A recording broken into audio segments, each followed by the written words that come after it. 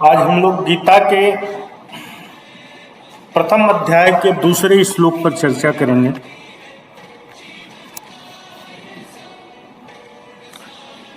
चर्चा है कि धृतराष्ट्र बोल रहा है कि मैं देख नहीं सकता संजय, लेकिन तुम तो देख रहे हो ना। मुझे बताओ मेरे पुत्र कहाँ खड़े हैं और क्या वह युद्ध जीतेंगे। इंसान के अंदर जब विस्माद पैदा हो जाता है ना, तो इंसान कुछ भी करने के लिए उत्सुक हो जाता है। जब मोह और माया की अग्नि चारों तरफ से ग्रसित करके अपने बीच में खड़ा करती है ना, तब उसमें खाक होने के लिए होलिका स्वयं पहुंचती है। लेकिन उसी में कोई प्रहलाद होता है जो बच जाता है।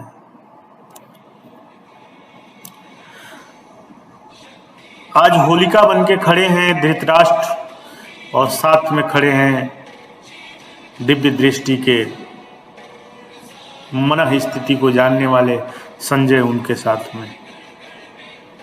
कहते हैं कि मैं देख नहीं सकता, पर तू तो देख रहा है ना संजय। मुझे बताओ कि मेरे पुत्र कहाँ खड़े हैं, क्या वो युद्ध जीतेंगे। युद्ध टालने की बात नहीं हो रही है मित्रों, लेकिन संजय जो है वो ध्यान मुद्रा स्थिति में है और कहते हैं कि राजन, युद्ध की भूमि तैयार है, रथ सज चुके हैं, शंखनाद भी हो चुका है। युद्ध के लिए आरंभ होने की रचना हो चुकी है पूरी तरह से, परंतु युद्ध अभी तक शस्त्रों का नहीं है। युद्ध केवल मन का है। मन क्या है? मन का युद्ध का क्या तात्पर्य है, धृतराष्ट्र पूछ रहे हैं। मन का युद्ध का तात्पर्य यही है कि दोनों पक्ष की सेनाओं के बीच में जो एक ग्लानि पैदा हुई है, उस ग्लानि को बार बार जो प्रेरित कर रहा है, कोई युद्ध के लिए, कोई मना कर रहा है किसी को कि न किया जाए, यही है मन की स्थिति का युद्ध। अब इस पे विजय कौन प्राप्त करेगा, इसको जानना है। संजय कहते हैं कि राजन, पांडवों के रथ में न श्री कृष्ण बैठे हैं, पर वे सारथी हैं, योद्धा नहीं है। फिर भी उनकी उपस्थिति युद्ध का परिणाम तय कर चुकी है कि कौन जीतेगा कौन हारेगा, क्योंकि जिसके पास माधव है ना, फिर उसकी जीत तो तय ही है ना मित्रों। कुछ क्षण मौन होने के बाद संजय फिर कहते हैं कि आप पूछते हैं कि क्या कर रहे हैं, तो मैं कहता हूं कि वो आत्मचिंतन कर रहे हैं। कौन आत्मचिंतन कौन कर रहा है? वो कौन है?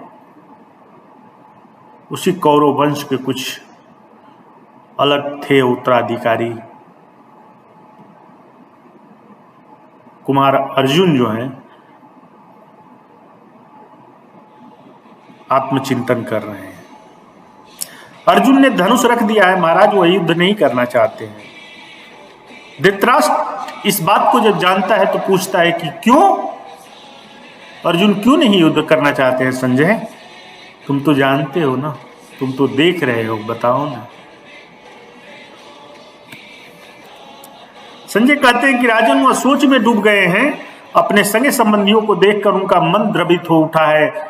कैसे कोई मार सकता है अपने ही संगे संबंधियों को? वह कहता है कि गोविंद, मैं युद्ध नहीं करूंगा।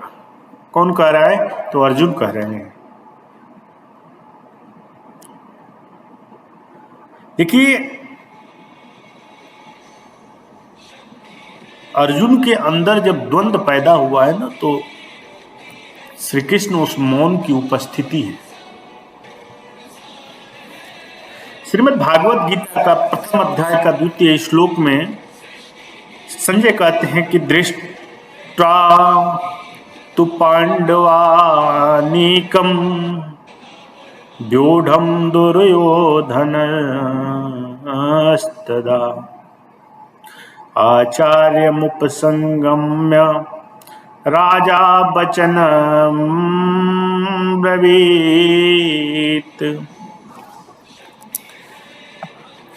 संजय कहते हैं कि हे राजन, पांडवों की सेना को युद्ध की व्यवस्था में खड़ा हुआ देखकर राजा दुर्योधन उस समय अपने आचार्य द्रोण के पास पहुंच रहा है और जाकर क्या कटुवचन करता है। व्यंग्यात्मक है।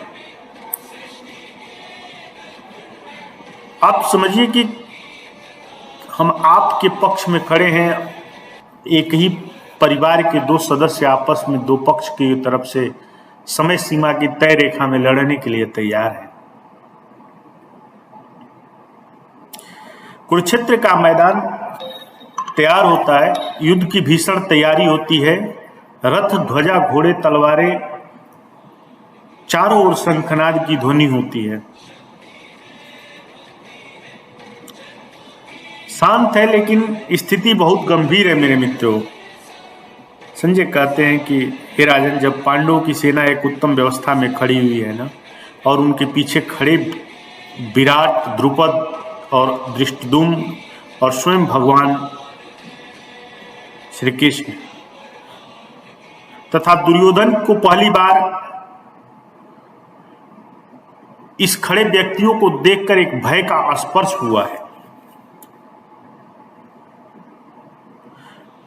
इस स्थिति को देखकर ना दुर्योधन तेज चाल से चलता हुआ माथे पर एक चिंता की रेखा को खींचता हुआ, जो मानो प्रतीत हो रही है, चमक रही है। वो कौन सी रेखा? वो चिंता की रेखा उसके चेहरे पे, उसके माथे पे झलक रही है।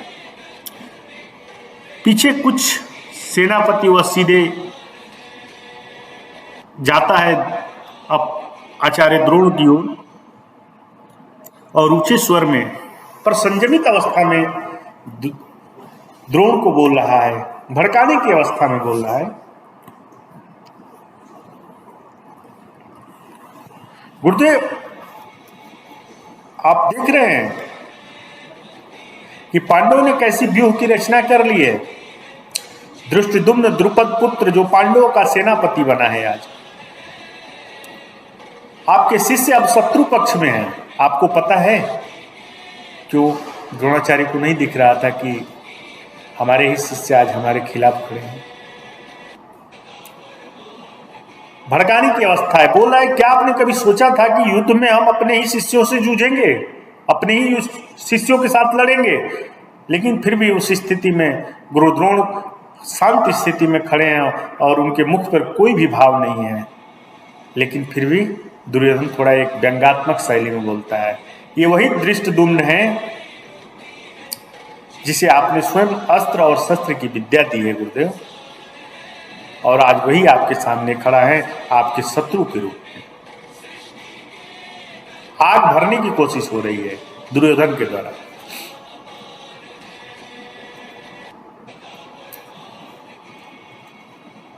देखो मित्रों, केवल दुर्योधन का संवाद नहीं है, यह उसकी मानसिकता का ना उद्घाटन है।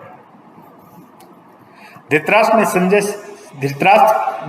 से संजय ने कहा कि युद्ध की भूमि पर सबसे पहले शब्द किसके हैं? न अर्जुन के, न श्री कृष्ण के, न भीष्म के, बल्कि दुर्योधन के। और यह कोई साधारण बात नहीं है।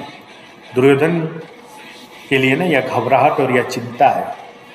युद्ध आरंभ होने से पहले उसकी हार का संकेत है मित्रों। गुरुदेव, दुर्योधन कहता है कि गुरुदेव आप हमारे हैं या उनके, आप बताइए मुझे, आपका मन किसके लिए धड़कता है? क्या आपके आशीर्वाद से ही पांडवों की विजय होगी? यह सुनते ही द्रोणाचार्य ने आंखें बंद की है और कुछ भी संवाद नहीं किया है दुर्योधन के साथ। द्रोणाचार्य मौन की स्थिति में है क्योंकि वो धर्म और कर्तव्य के बीच फंस गए हैं। शिष्य अर्जुन है लेकिन कर्तव्य कौरवों की सेना में उनके लिए है। क्या आपने कभी ऐसा अनुभव किया है कि जब आपका हृदय कहता है और आपकी स्थिति कुछ और मांगती है? कुरुक्षेत्र केवल युद्ध भूमि नहीं है। युद्ध भूमि ना एक निर्णय की भूमि है।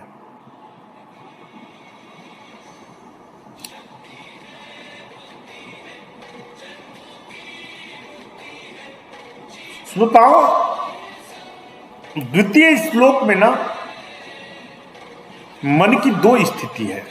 पहला है कि दुर्योधन है जो बाहर से गरजता है और भीतर से डरता है। दूसरा द्रोणाचार्य है जो बाहर से शांत है, भीतर से द्वंद्व में है। परिस्थितियां उनकी साथ नहीं दे रही हैं, कर्तव्य कुछ और कह रहा है और धर्म कुछ और कह रहा है।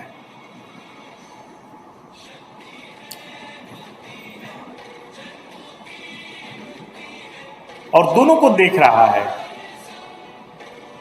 संजय जो वस्तु स्थिति का वर्णन कर रहा है बिना पक्ष लिए, बिना विक्षिप्त हुए। अब आप सोचिए, जब हम अपने जीवन में अपने धर्म क्षेत्र पर खड़े होते हैं तो क्या हम दुर्योधन बनते हैं या द्रोण या संजय? बोलिए।